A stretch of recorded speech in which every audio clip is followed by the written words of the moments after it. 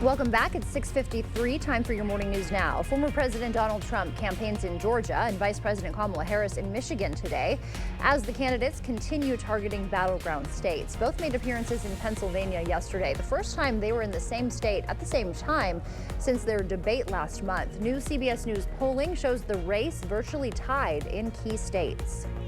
Minnesota Governor and Vice Presidential candidate Tim Walz hit the campaign trail at UW-Eau Claire yesterday as Democrats zero in on western Wisconsin's youth vote as crucial Senate races and the presidential election loom. Young voters stand pivotal for Democrats. Among likely 18 to 29-year-olds, Harris leads Trump by a staggering 31 points. The challenge, though, is turnout. Historically, only half of this age group show up at the polls.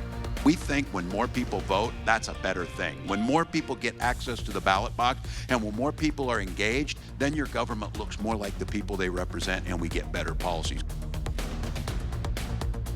Schimming fired back in a statement, slamming Walz as an out-of-touch Vikings fan, trying to cover for Harris's weak record.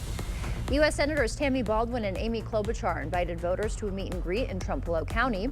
The pair stopped at a family-owned farm in Osseo as part of Baldwin's Working for Our Families tour. They emphasized the stakes of the upcoming election and the importance of western Wisconsin's votes, while also addressing plans to fight for women's reproductive rights and battle inflation. Baldwin says rising prices especially impact those who rely on Social Security.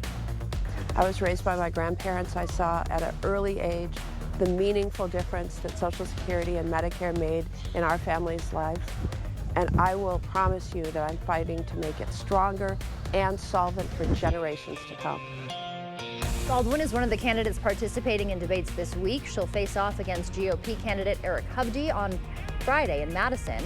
State Senate District 32 candidates Brad Pfaff and Stacey Klein will face off at UWL tomorrow. Both of those debates will be broadcast on 8.2 and streamed online.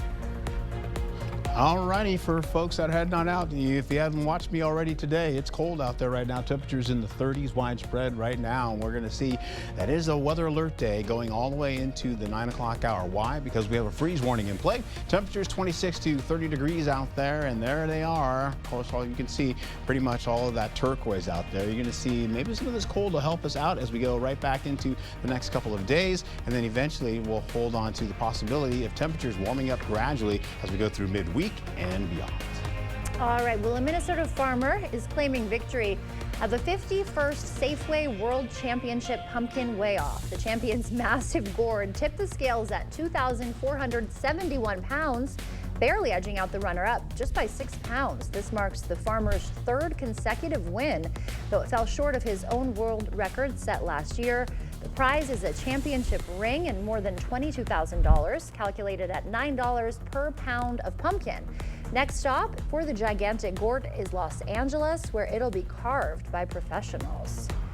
Yeah. Wonder how many people it takes to carve that thing. I know, right? I told you Half Moon Bay has skills. Apparently, yeah, that's where it's headed. All right, well, thank you for starting your morning with us. We'll see you back here at noon. Until then, enjoy your Tuesday.